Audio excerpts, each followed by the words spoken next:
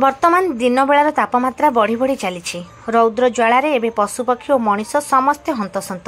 ବିଶେଷ କରି ବାହାରୁ ଆସୁଥିବା ଯାତ୍ରୀମାନଙ୍କୁ ଥଣ୍ଡା ପାନୀୟ ଜଳ ପ୍ରଦାନ କରିବା ଲକ୍ଷ୍ୟରେ ଉତ୍କଳ ଦିବସ ଅବସରରେ ପୁରୀ ବସ୍ଷ୍ଟାଣ୍ଡର Hope Is Life Charitable Trust ଓ ପୁରୀ ପୌର ସଂସ୍ଥାର ମିଳିତ ଆନୁକୂଲ୍ୟରେ ଏକ ଜଳଛତ୍ର ଖୋଲାଯାଇଛି। ଟ୍ରଷ୍ଟର ସଭାପତି ସୁରେଶ ନନ୍ଦ ଓ ଅନ୍ୟ ସ୍ୱେଚ୍ଛାସେବୀମାନଙ୍କ ଉପସ୍ଥିତିରେ ପୁରୀ ପୌର ନିର୍ବାହୀ ଅଧିକାରୀ ଅଭିମନ୍ୟୁ ବେହେରା ଜଳଛତ୍ରକୁ ଆନୁଷ୍ଠାନିକ ଭାବେ ଉଦ୍ଘାଟନ କରିଥିଲେ।